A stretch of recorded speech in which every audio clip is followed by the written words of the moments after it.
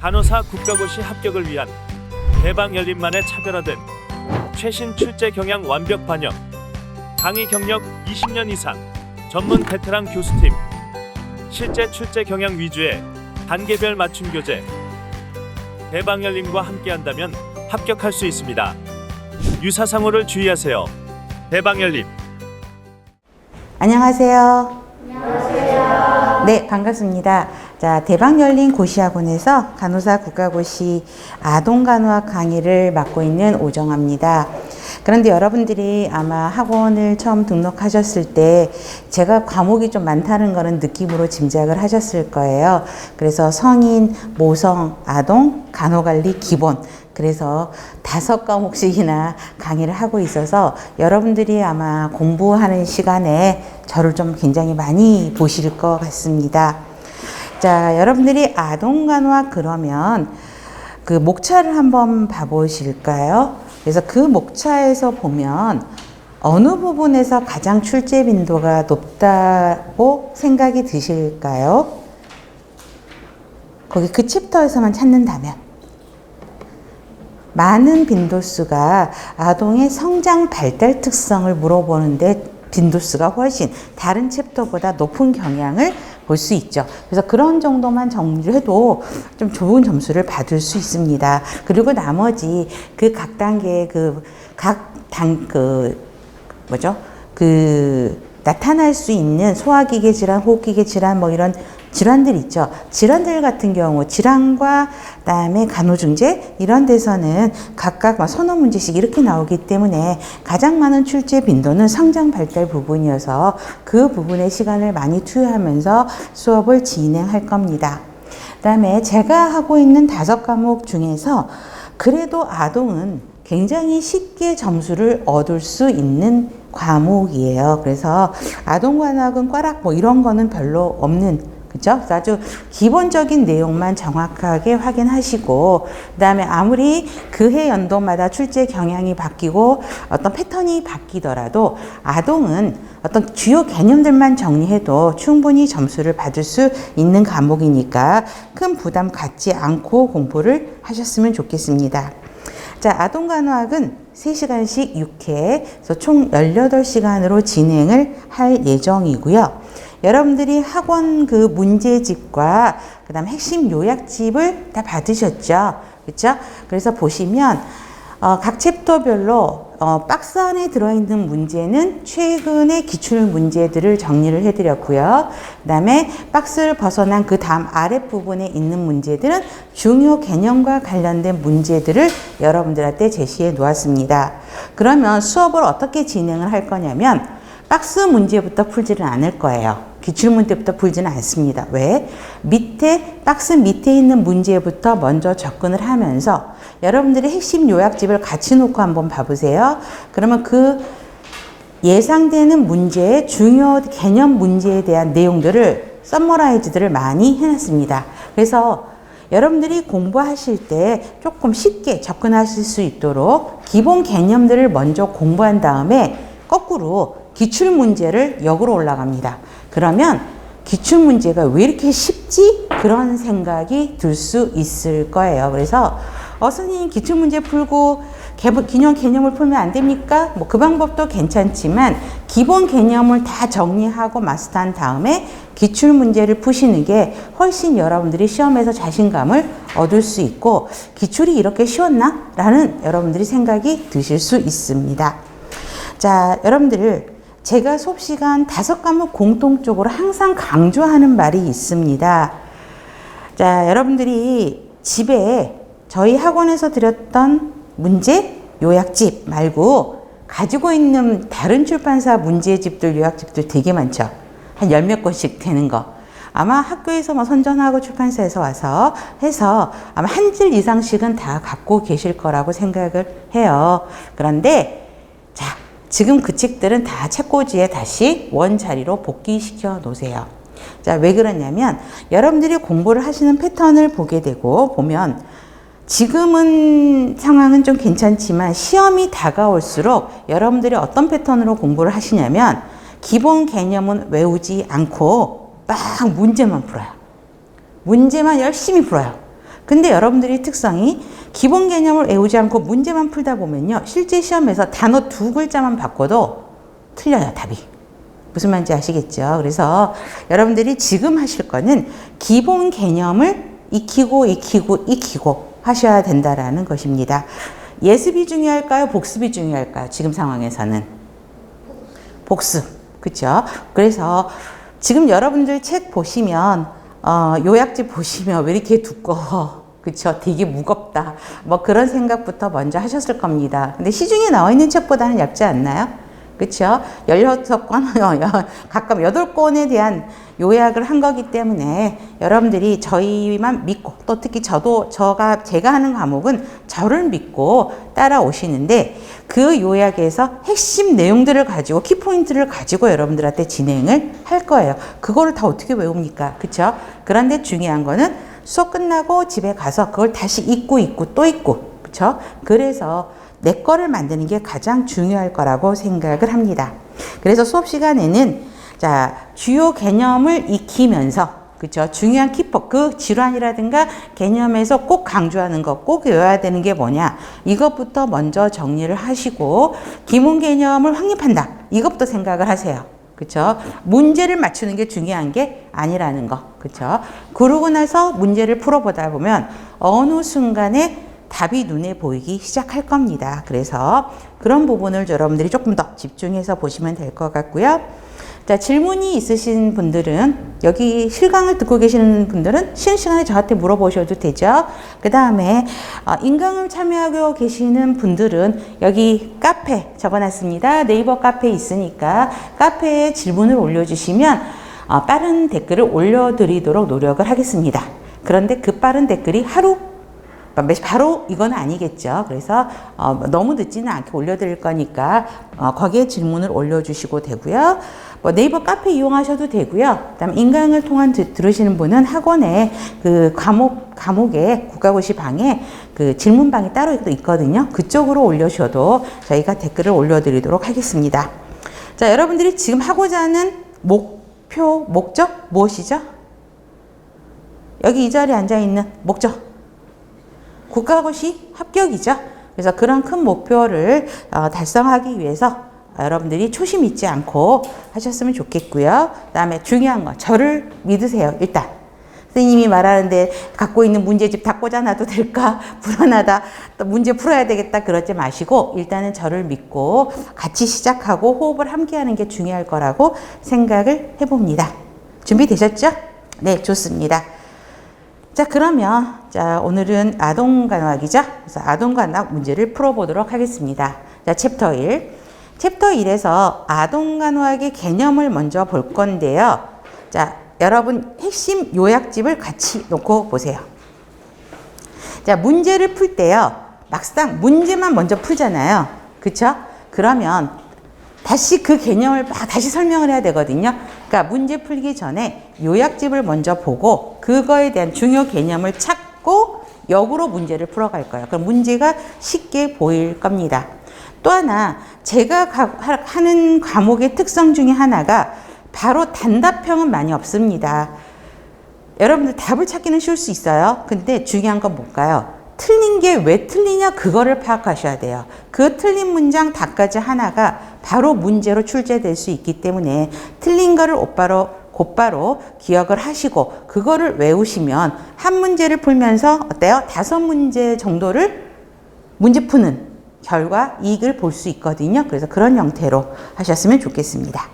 자, 1번의 문제를 보면 아동간호학의 개념, 목적을 물어보는 거죠. 그러면 자, 요약집 1번. 자, 아동은 어때요? 아동만 케어하는 게 아니죠. 아동과 가족을 함께 케어를 해야 되죠.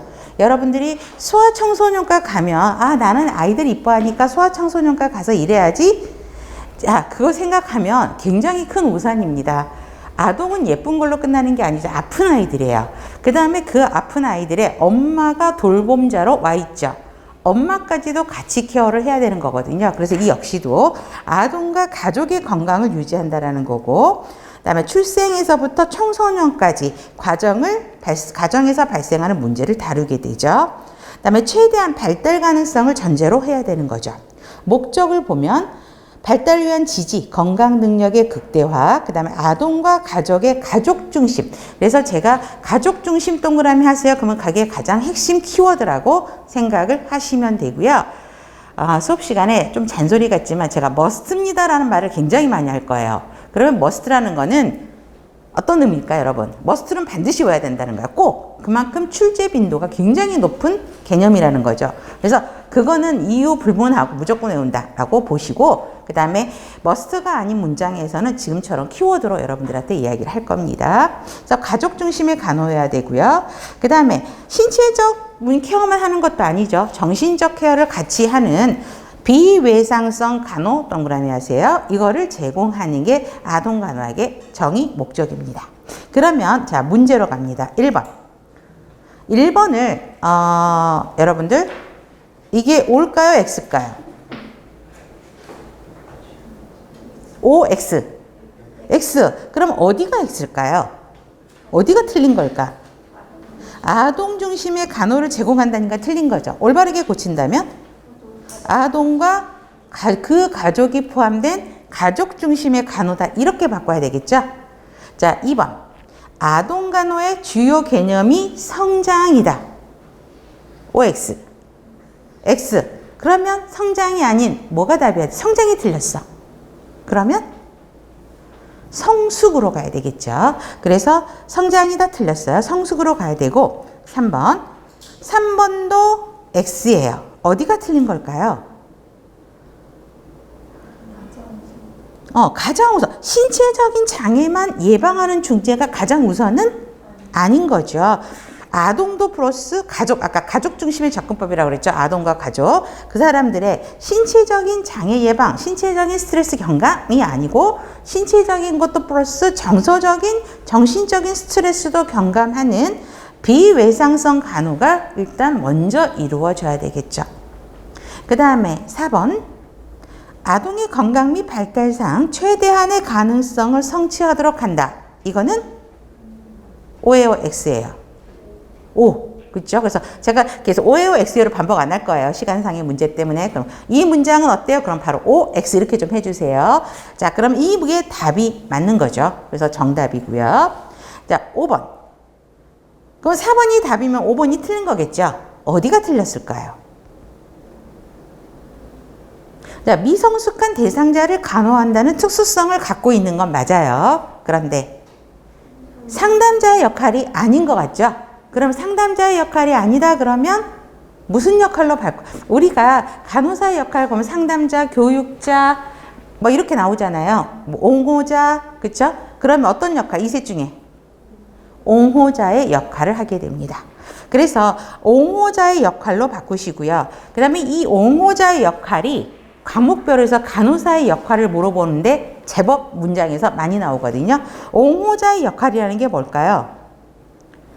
아동과 가족에게 최고가 아동과 가족이 최고의 의료 서비스를 받을 수 있도록 정보를 제공해주는 역할이 옹호자의 역할. 그 다음에 아동과 가족이 제공된 정보를 가지고 스스로 의사결정을 하도록 도와주는 역할이 옹호자의 역할입니다. 그래서 그 간호사의 과목별 간호사의 역할을 물어보는 문제 중에 일반적으로는 옹호자의 역할, 요즘에는 옹호자의 역할이 굉장히 강조되고 있거든요. 그래서 옹호자의 역할이 많이 나온다라고 보시면 될 것 같습니다. 자, 2번 보세요. 말기암 환자의 치료를 중단하는 윤리적 딜레마 상황에서 간호사가 가족을 존중하고 그들이 의사결정을 할 수 있도록 필요한 정보를 제공하는 것은 무엇을 적용한 거냐라고 이야기했단 말이에요. 그래서 아까 이것도 보면 옹호자의 역할이에요. 그런데 문제는 자, 정의의 원칙, 자율성의 원칙, 선행의 원칙, 악행금지 원칙, 신의 원칙. 이거는 뭐죠? 간호의 원칙, 윤리 원칙을 물어보는 거고 실제로 사실은 이 문제는 아동에서도 나오기도 하지만 이거에 대한 깊은 1, 2, 3, 4, 5에 대한 개념, 정의는 간호 관련 문제에서 굉장히 많이 나옵니다. 중복되는 문제이기도 해요. 그런데 이런 거는 어떤 원칙과 관련되어 있어요? 자율성 존중의 원칙과 관련되어 있죠. 자, 자율성의 원칙은 환자에게 어떤 의료적인 처치가 이루어졌을 때 정보를 다 제공을 받고 그 의사결정을 하는 거를 그 의사결정을 환자랑 가족들이 하게 한다는 거거든요. 그렇기 때문에 2번이 훨씬 더 정확한 답으로 볼 수 있습니다. 각각의 개념은 이거는 간호관리 수업 시간에 굉장히 자세하게 할 거예요. 정의부터. 그래서 이거는 넘어갑니다. 3번. 자, 3번은 요약집 보세요. 아동의 건강지표를 물어봅니다. 그래서 가끔씩 이거에 대한 정의를 물어보긴 하는데 우리가 신생아 그러면 태어나서 언제까지를 신생아라 그러죠? 한 달. 그쵸? 막 태어나서 한 달까지 신생아. 영아는 1에서 3세. 그쵸? 우리가 발달 단계 특성을 보면 나중에 또 다시 공부를 하겠지만 신생아기, 그 다음에 영아기, 유아기, 그 다음에 학년정, 이거 나중에 지겹도록 들을 거예요. 학년정기, 그 다음에 학년기, 그 다음에 청소년기 이렇게 나오잖아요. 그러면 가장 기본은 이거를 나누는 기준이 나이잖아요. 그쵸? 그래서 신생아는 한 달, 영아는 1에서 3세. 아니지, 영아는 2살에서 1살까지. 그쵸? 영아는 1살까지예요. 그쵸? 유아가 1살에서 3살. 그 다음에 3세에서 7세 학교 들어가기 전까지 학교 들어간 나이, 그 다음에 청소년 이렇게 나누죠. 그래서 보세요. 신생아기는 28일 이렇게 보면 복잡해. 쉽게 생각해서 한 달이라고 보시면 되고요. 그 다음에 근데 기준은 1000명이라는 걸 기억을 해야 되겠지. 그쵸? 1000명의 한 달 동안의 사망자 수. 영아는 1000명이에요, 기준이. 그래서 1년 동안의 사망. 영아기를 1년까지로 보고 있기 때문에 사망한 수고. 두 번째 땡. 그래서 첫 번째 땡과 두 번째 땡이 영아 사망률은 실제적으로 문제 빈도수가 높아요. 그래서 한 나라의 주요 보건 지표로 이용이 되는 게 신생아 사망률이 아닌 영아 사망률을 가지고 판단한다는 거죠. 그래서 첫 번째, 두 번째 땡 다 별표하시고요. 원인은 주산기의 영아의 건강 상태, 저체중 출생아 증가, 빈곤이 영아 사망률이 증가하는 원인이 되겠죠.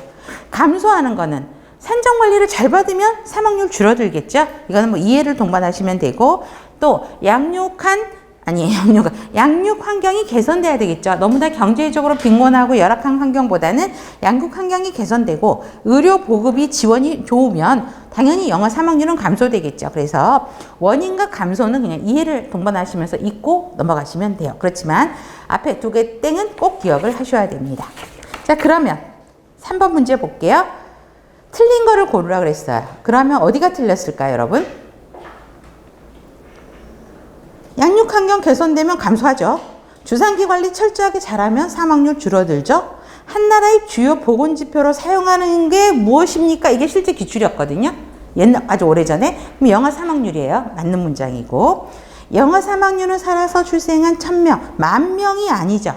그쵸? 틀렸죠. 1000명이라는 기준 꼭 봐야 되고, 1개월 동안 사망한 영아의 수 틀렸죠. 어떻게 고쳐야 되지? 4번 문항을. 출생한 1000명의 영아 중 1년 동안 사망한 영아의 수를 영아 사망률이라고 보죠. 그래서 4번은 고치시면 되고, 영아 사망률의 가장 큰 원인, 주산기 관리를 안 받았어요. 또 선천성 기형을 갖고 있어요. 미숙아인 경우에는 이런 경우는 사망률의 원인이 될 수 있죠. 그래서 이거는 흐름으로 보셔도 됩니다. 그래서 틀린 거는 4번인 거고요. 자, 그 다음에 4번 요약집 보세요. 아동학대가 제법 문제에 나오고 있습니다. 요즘에 아동학대가 생각보다 좀 많아요. 저희 동기가 학교 보건교사로 지금 굉장히 오래 근무를 하는데도 최근에도 아동폭력, 부모로부터 받은 아동폭력을 이 친구가 먼저 발견을 하고 좀 문제가 커졌던 경우들이 좀 있었는데, 그러다 보니까 아동학대 문제들이 제법 나옵니다. 정의는 읽어보면 금방 아시겠죠. 신체, 정신, 성적 폭력, 그 다음에 아동과 보호자가 아동을 유기, 방임하는 거를 학대라고 이야기를 하고 있죠. 자, 학대와 방임의 차이를 구별을 하셔야 돼요. 자, 학대는 뭔가 때려서, 그렇죠? 아니면 정신적으로 힘들게 해서 그다음에 성적으로 힘들게 하는 거를 학대로 이야기합니다. 자, 신체적 학대 정의는 금방 아실 거고요. 특히 세 번째, 대리인에 의한 뮌하우젠 증후군, 흔들린 아기 증후군들이 문제에 나왔었죠. 그래서 세 번째, 네 번째 땡은 기억을 하셔야 되겠습니다. 자, 이건 뭐냐면 뮌하우젠 증후군은 뭐냐면 자기가 다른 사람들의 관심, 자기가 주목받게 하기 위해서 일부러 아이를 아프게 해요. 아니면 아픈 척하게 하고, 그다음에 실제로 아프게도 해서 병원으로 가갖고 이야기를 하죠. 애가 도대체 아픈 이유를 모르겠어요. 그럼 병원에서 애가 아프다고 하니까 관심을 막 받겠잖아요. 그러면서 하는 게 신체적 학대예요. 근데 아기가 엄마가 없을 때 아이의 행동과 엄마가 있을 때 아이의 행동이 틀리다는 거죠. 그렇죠? 그러면서 보는 거. 흔들린 아이 증후군은 흔들었다고요. 그렇죠? 그렇기 때문에 난폭하게 흔드는 거, 아동학대죠. 그러다 보니까 뇌 손상이 일어나는 게 일반적이죠. 그래서 뇌 손상이면 우리 두 개 뇌압이 올라가잖아요. ICP가 상승하여. 그러다 보니까 구토, 호흡곤란, 두개 출혈, 망막 출혈 등이 일어나게 되고 혼수 사망에 이르게 되는 것을 흔들린 아이 증후군이라고 이야기하고 있죠. 정서적 학대는 아동에게 심각한 행동인지 감정, 정신 상태를 유발하는 것.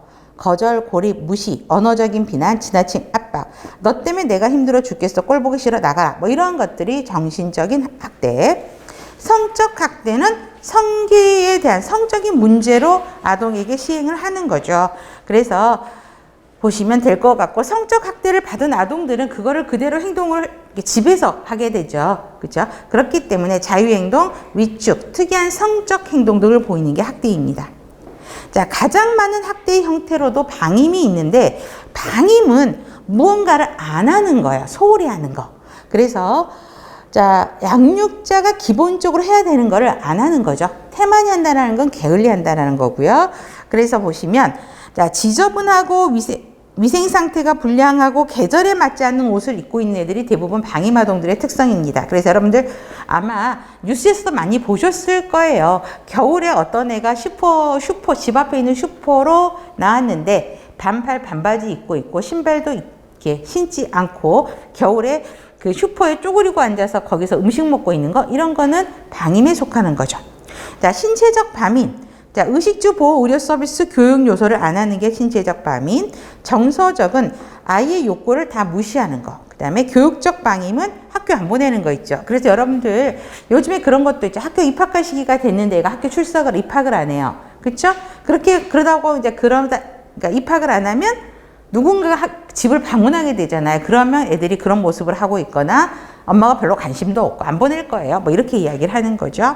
무단결석 들어가는 거고요. 그다음에 의료적인 방임은 의료적인 예방접종 이런 걸 하나도 안 하는 거죠. 그래서 보시면 되고, 유기는 아동을 보호하지 않고 버리는 거죠. 그래서 입원시키고 사라진 후에 입원시켜놓고 부모가 사라져버리거나 아니면 시설 근처에 아이를 버리고 가는 것들을 유기라고 이야기합니다. 그래서 정의는 그렇게 어렵지는 않을 겁니다. 자, 그러면 4번 보세요. 열구토 설사, 고통을 받고 있음에도 불구하고 병원에 가서 치료를 하지 않았대요. 뭐죠? 신체적 방임이죠. 근데 이걸 조금 더 정확하면 병원에 치료를 안 한 거니까 의료적 방임도 답이 되는 거죠. 근데 의료적 방임이 눈에 없네? 그럼 신체적 방임이 되는 것입니다. 그래서 답은 5번. 자, 3번. 3개월 된 영아가 응급실로 왔어요. 사망했어요. 그런데 사망하니까 부검을 해봤겠죠. 그랬더니 경막하 출혈, 망막 출혈도 나타났고, 근데 다른 외상은 없었대요. 관련 있는 거? 흔들린 아이 증후군을 볼 수 있죠. 자, 애가 만약에 여러분들 저도 아이를 키워보는데 침대에서 떨어지면 낙상이잖아요. 그러면 어때요? 외상 같은 거를 동반을 하죠. 근데 문제에서 외상은 발견되지 않았어.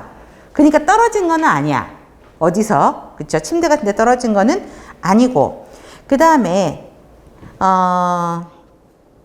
질환이 있다 그러면, 지금처럼 수막염, 그쵸? 이런 게 있다 그러면 그 수막염과 관련된 증상들을 애가 가지고 있었겠죠. 근데 그런 증상은 없고, 출혈이 있었고, 망막 출혈인 거야. 가장 여기서 해당되는 거는 흔들린 아이 증후군이라고 볼 수 있습니다. 자, 그렇게 접근을 해야 되고요. 6번. 여기서 핵심 문제에서 핵심이 뭘까요, 여러분? 문제에서 뭘 물어보는지를 찾아야 돼. 6번에서 가장 중요한 거. 걸음마죠, 걸음마. 아동은 항상 문제가 몇 개월, 이게 나오거든요. 걸어요. 여러분, 걸을 수 있는 애들이 몇 개월부터지? 걷기 시작하는 거? 자, 제가 이렇게 자꾸 질문하는 건 계속 앞으로 이렇게 질문을 할 거예요. 그러면서 외우시라는 거야. 계속 나올 거야. 보통 12개월이면 걷기 시작합니다. 그래서 조금 일찍 걷는 애들이 돌잔치 할 때 좀 걷는 애들도 있고, 저희 애는 좀 돌 때 걷다가 몇 번 주저앉고 뭐 이런 스타일이었거든요. 그러니까 걷기 시작하는 게 이제 돌 때입니다. 12개월. 그런데 아동학대를 의심할 수 있는 거예요. 자, 여러분, 걷기 시작해요. 잘 걷지 못해요. 12개월 뭐 이렇게 되면. 그럼 넘어지겠죠, 자꾸. 넘어지면서 무릎이 까진다거나 막 이렇단 말이에요. 그거를 구별하라는 이야기야. 그죠? 그러면 아동학대 증상이 아닌 거. 자, 뜨거운 물에 잠겨서 생긴 화상. 그 다음에 원형의 화상 자국, 시기가 다른 다발성 골적, 신체 앞뒤 양쪽으로 심한 멍. 자, 이거는 아동학대가 아니에요. 자, 보세요. 뜨거운 물에 잠겨 생긴 화상은 애들이, 여러분, 사고는요, 집에서 나는 경우가 제일 많거든요. 식탁보를 깔아놨는데 거기에 뜨거운 물 올려놨거나 커피물 올려놨는데 애가 식탁보 잡아당기면서 쏟아지는 그런 사고일 수 있는 거지, 이거를 학대라고 보기는 어렵다라는 거죠. 그 다음, 원형의 화상, 아니다. 잠깐만요. 이거는, 죄송해요. 1번, 2번, 3번, 4번은 이게 학대 증상이에요. 죄송합니다. 다시 갑니다. 자, 뜨거운 물에 잠겨서 생긴 화상. 물론, 화상이 이렇게 목욕하려고 담아놓다가 뜨거운 물에 데일 수도 있지만, 그쵸? 그런 증상은 많이 심하지는 않죠. 근데 보면 이것도 화상. 원형의 화상 자국은 뭘까, 이게? 뭘 갖고 애한테 학대를 했길래 원형의 화상 자국이 나타나죠? 담배꽁초 있죠? 담배로 이렇게 지지는 거. 그죠? 그런, 여자 표정이 어떤 분이 굳어지시는데 실제로 아동학대 그렇게 나거든요. 담배불로 그냥 애한테 하는 거. 그 다음에 시기가 다른 다발성 골절. 중요한 거는 아동이 걷다가 넘어질 때 골절도 생길 수 있어요. 근데 시기가 다르대요. 근데 또 이게 멀티플이야. 여러 개야. 그럼 어때요? 한 번 때렸겠죠? 그러면 뭐 골절이 있었겠죠? 근데 또 그 다음에 때리면 한쪽은 회복되는 과정인데 또 때리니까 여러 개의 골절이 있으면서 그게 치료 양상이 동일시되는 치료 양상이 아니라 하나는 이미 치료가 되고 있고 하나는 또 시작하고 이런 식. 신체가 앞뒤로 양쪽으로 심한 멍자국, 이것도 학대의 특징이죠. 근데 5번 보세요. 시기가 같은 여러 개의 골절. 여러 개의 골절은 어때요? 갑자기 사고가 나갖고 뭐 집에서 사고가 나서 떨어졌다거나 그러면 동시다발로 이 상처가 일어나게 되죠. 그래서 이거는 학대라고 보기 어려운 거죠. 사고일 수 있다라는 거죠. 그래서 이거를 이거를 옳게 학대로 본다면 3번으로 하면 되겠죠. 시기가 다른 다발성 여러 개의 골절. 그죠? 그 차이로 보시면 됩니다. 자, 그러면 우리가 아까 걷기 시작한다 그랬어요. 그럼 비폭력성 외상을 입을 수 있죠. 폭력이 아닌 걷다가 넘어지면서 다칠 수도 있고 스크래치 날 수도 있고. 그러면 애들이 주로 어디에 많이 날까요? 걷다가 넘어져. 혹시 조카들 있으면 생각을 해봐봐. 가끔씩 어디에 멍들어갖고 오지 애들이? 넘어지면 바로 이마부터 찍죠. 그래서 이마, 무릎, 그쵸? 두피 이런 데들이 나죠. 그쵸? 보시고, 그 다음에 대부분 잘 멍이 안 드는 데는 얼굴, 엉덩이 이런 데는 멍이 잘 안 들거든요. 그래서 근데 얼굴, 엉덩이, 등 이런 데 멍들어 있으면 이거는 학대인 거지. 애들이 넘어졌는데 등에 멍들 일은 없죠. 그렇죠? 이제 그런 형태로 보시면 되죠. 자, 7번 요약집.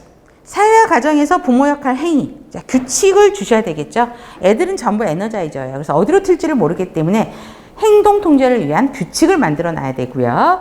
그 다음에 일관성 있게 규칙을 지켜야 되죠. 그렇죠? 이번에는 막 혼내고 그 다음에는 괜찮아 하고 넘어가고 또 아빠는 허용을 하는데 엄마는 허용을 안 하고 이러면 안 되겠죠. 그래서 일관성이 있어야 되고요.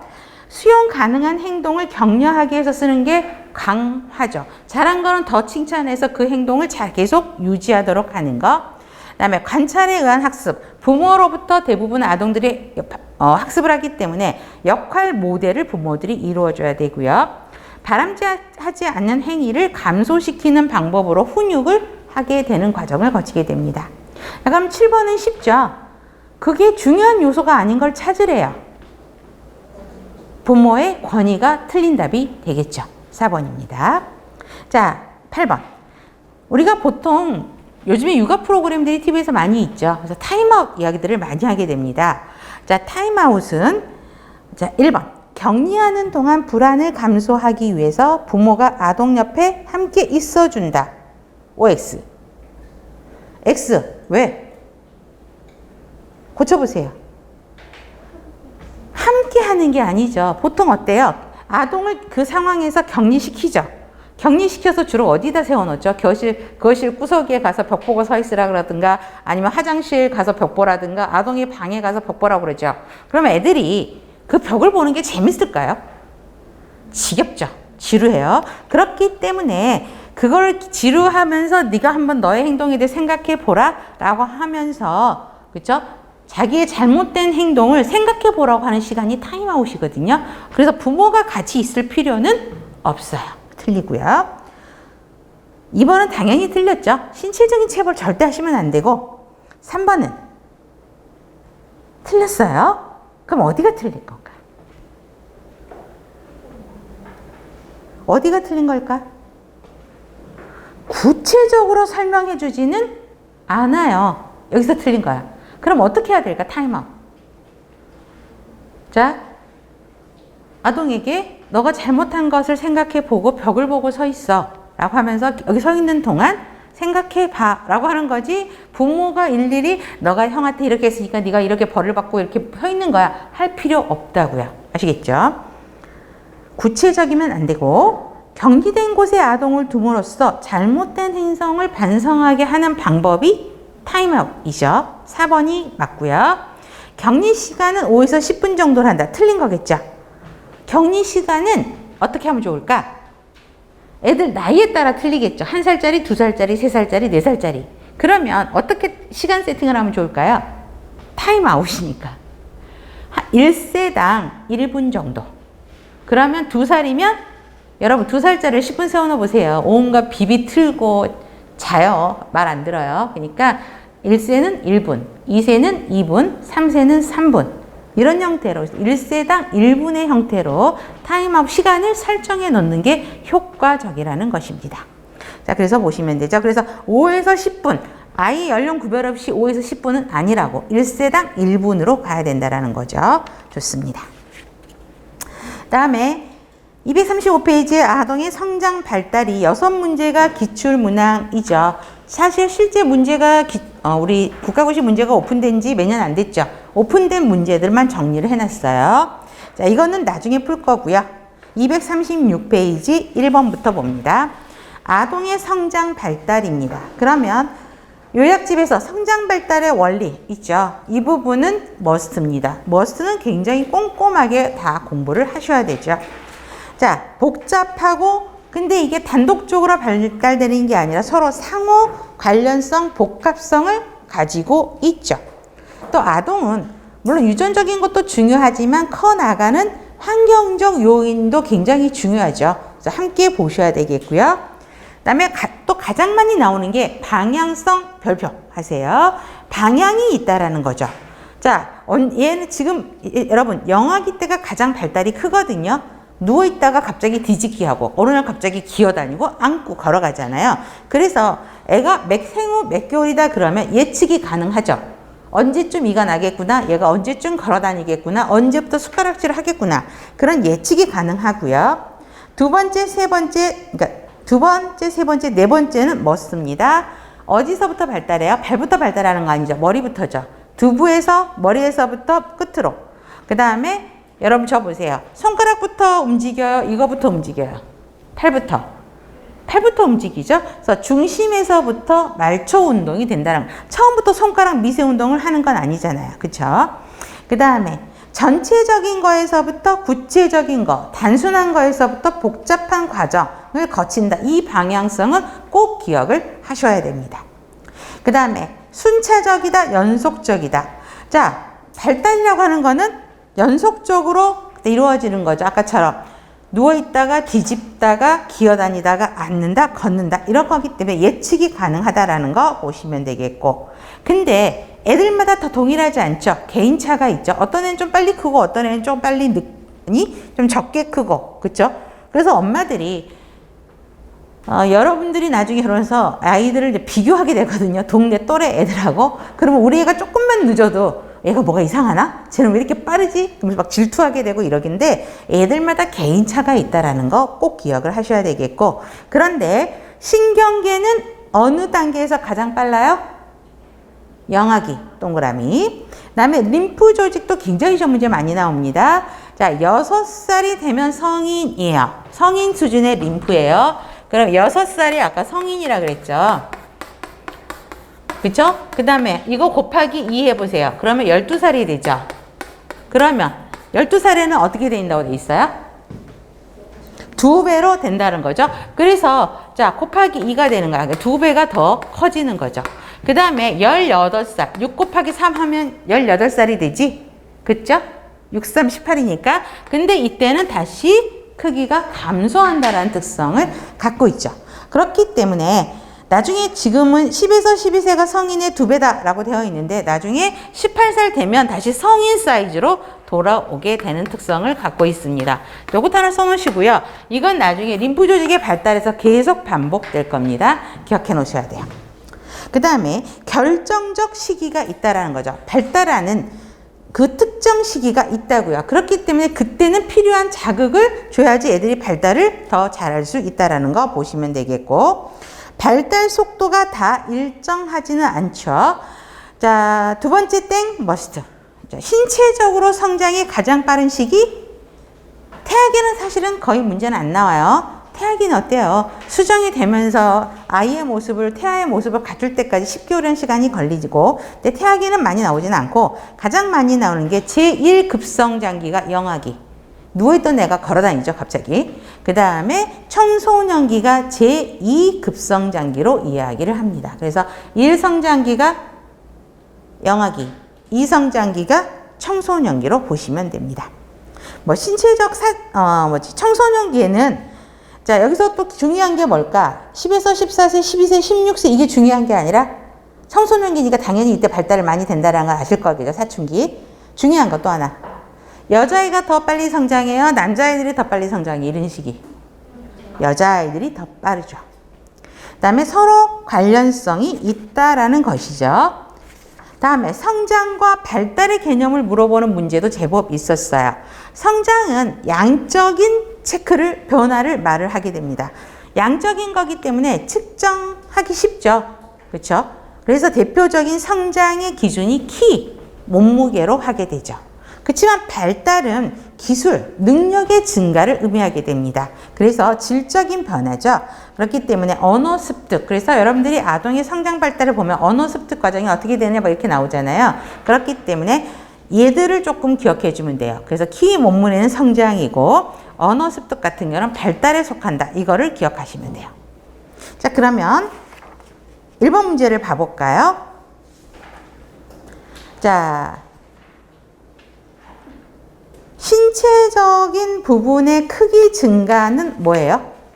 성장이에요? 발달이에요? 성장이죠.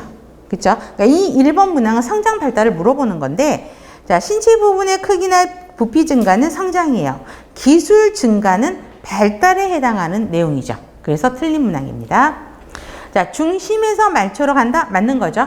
그죠? 중심부가 발달해서 말초로 가고. 3번은 그럼 고쳐보세요. 어디가 틀렸어요? 3번 문항. 독립적 아니죠. 각각 독립적으로 발달하는 게 아니죠. 옳게 고치면 상호 관련성이 있죠. 그러니까 여러분들 다 까진 문항이 요약집에 다 있다라는 이야기야. 그래서 독립적인 발달이 아닌 상호 관련성이 있고. 4번. 복잡해서 단순이 아니라 단순한 형태에서 복잡한 형태로 바뀌게 되고, 성장이 가장 빠른 시기가 유아기가 아까 아니라 그랬죠. 영아기, 청소년기. 그렇게 해서 고치셔야 됩니다. 자, 2번. 스캔몬의 신체 곡선을 이야기하고 있습니다. 자, 그러면 요약집 보세요. 림프계, 신경계, 생식기계 일반형이라고 되어 있습니다. 그래서 림프계 아까 다시 나오죠. 6살의 성인 크기고, 그 다음에 아까 성인 크기의 2배가 되는 게 12살. 여러분 10세, 12세 이렇게 오면 되게 복잡하거든요. 그러니까 6 곱하기 2, 6 곱하기 3 이렇게 오는 게 더 빨라요. 12세 되면 성인의 2배, 18세 되면 다시 성인 사이즈로 줄어다 또 나오죠. 그래서 그게 림프고요. 신경계는 언제, 자, 출생 초부터 신경계가 발달이 되죠. 근데 언제 성인 크기, 성인의 기능? 4세 동그라미. 그 다음에 생식기계는 사춘기에서부터는 급격히 성장하죠. 2차 성징을 보이면서 보고. 일반 형태는 여러 가지를 포함하는 거거든요. 그래서 보시면 되는데, 자, 스캔몬의 그 문제를 한번 봐보세요. 기억은 그러면 뭘 설명하고 있을까요? 우리 답과정이 이렇게 나와 있잖아. 그쵸? 근데 아까 신체 곡선이 림프, 신경, 생식기계 일반형으로 나와 있단 말이에요. 그러면 기억에 해당하는 건 뭘까요? 그렇죠. 림프계를 이야기하고 있죠. 그 다음에 니은에 해당하는 거는 신경계. 디귿은 뭐 밑에, 그 다음에 일반형이 나와 있고, 디귿은 생식기계죠. 그죠? 청소년기까지 조용하다가 뭐 12, 14 이 사이에 갑자기 급격히 상승하게 되죠. 그러니까 기억은 림프계, 니은은 신경계, 디귿은 생식기계. 이렇게 그림으로 연결하셔도 됩니다. 다음 3번입니다. 자, 우리 여러분들 이거 공부할 때 힘들지 않았어요? 에릭슨, 피아제, 프로이드, 콜보그 막 했죠? 근데 그게 제일 시험 문제 많이 나와요. 어쩔 수 없어요. 이건 외워야 돼요. 에릭슨의 심리사회적 이론을 보면 영아기, 유아기, 학년전기, 학령기, 청소년기 이거 기준은 지금 다 아실 거고, 자, 영아기예요. 앞에 일부러 성심리에 굵은 글씨 표시해 놨죠? 그쵸? 그거는 머스트로 정리합니다. 제일 문제 많이 나와요.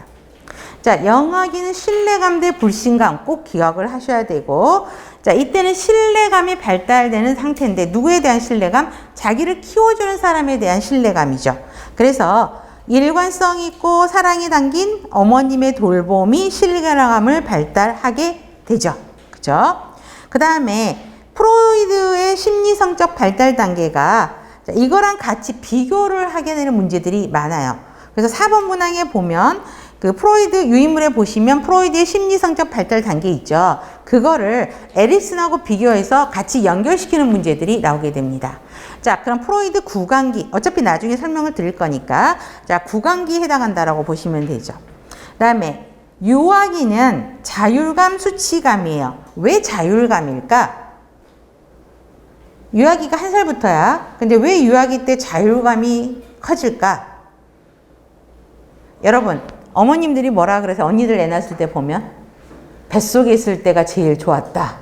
그 다음 애가 태어나니까 누워있을 때가 좋다.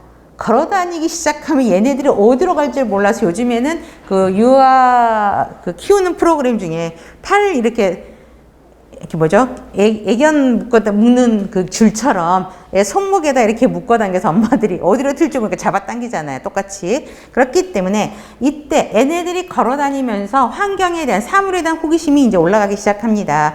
그래서 저기에 개구리가 보이네? 따다다다 달려가죠. 그렇기 때문에 자율감. 그거를 못하게 했을 때는 수치감이죠. 그래서 프로이드 항문기 동그라미. 아까 신뢰감에도 구강기 동그라미 하시고 항문기의 동그라미가 되고요.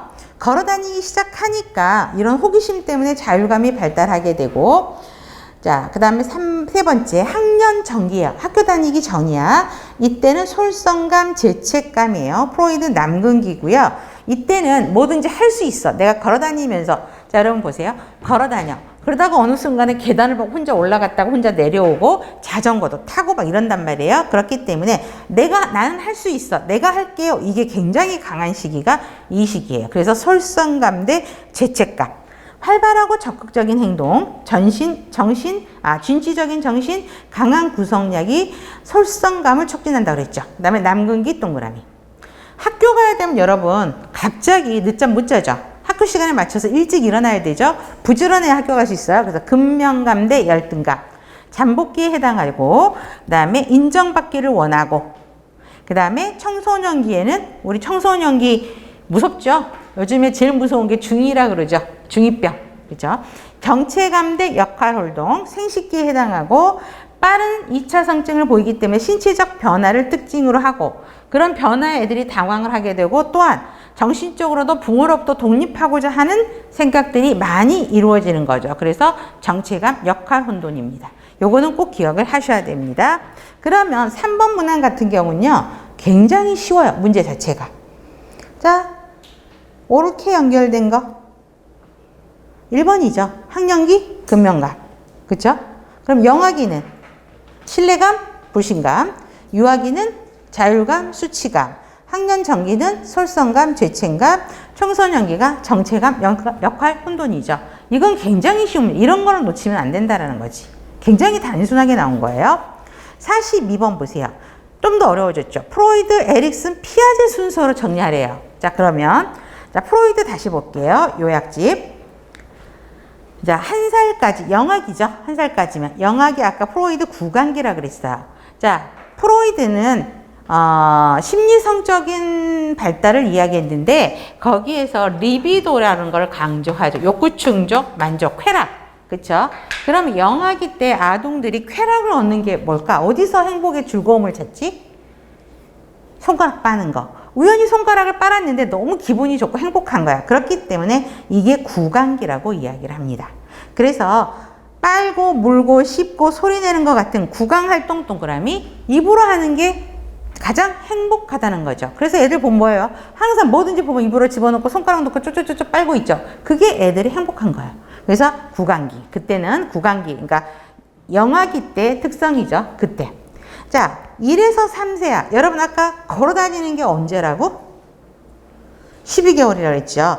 그러다 보면 자, 1에서 3세기가 이제 유아기인데 이때는 여러분 학문이 중요한 쾌감의 근본이 된다. 뭐냐면 이때 대소변 가리기 훈련이 이루어집니다. 그래서 보통은 18개월에서 24개월, 그럼 어려워요. 한 2년, 2살, 여러분. 2살 정도 되면 소변 가리기가 기저귀를 떼는 과정을 연습을 하게 돼요. 그러니까 학문이 주요 쾌감의 근원이 되죠. 근데 이때 훈련이 잘못되고 오히려 아동에게 부정적으로 되면 결벽증, 무엇인지 아끼려는 인색한 성격 이런 것들이 나타나게 되죠. 애들이 이때 특성이 애기 변기 주고 이제 변 보라고 해주고 소변 보라고 하잖아요. 그럼 되게 좋아하고요. 또 변 보고 이러잖아요. 그러면 가서 자기가 본 변 보고요. 돕고 돌아서서 씩 웃어요. 자기 거 변 보고. 왜? 거기서 쾌락이 되는 거예요. 난 변을 봤다라는 거지. 그 다음에 남근기예요. 3에서 6세 학년 전기를 이야기합니다. 자, 성적 에너지 초점이 학문에서 성기로 옮겨가는 단계입니다. 성기로 옮겨가요. 그렇기 때문에 이때부터 성에 대한 관심이 일어나게 되죠. 그래서 동적 부모와 동일시를 통한다. 이 말이 뭐냐면 내가 딸이에요. 그쵸? 아기가 딸이야. 그러면 딸이 엄마랑 자기랑 똑같다고 생각해. 그럼 아빠가 퇴근을 하고 오셨는데 엄마한테 뽀뽀하는 걸 허용할까요? 안 할까요? 내가 엄마인데 나랑 똑같은데. 그러니까 딸이 가운데에 들어서 뽀뽀 안 돼. 그래서 아빠가 딸한테 뽀뽀하고 딸이 엄마한테 뽀뽀하고. 그 다음에 제가 또 저는 좀 지금 제일 부러운 친구들이 딸 있는 친구들이 너무 부럽거든요. 그래서 이제 어렸을 때 친구 딸 낳은 친구를 가봤는데 그 아기의 행동을 보고 저의 친구가 남편한테 어떻게 하는지를 알겠더라고요. 남편이 퇴근을 했어요. 그쵸? 그럼 이제 제 친구가 식사를 준비를 하겠죠.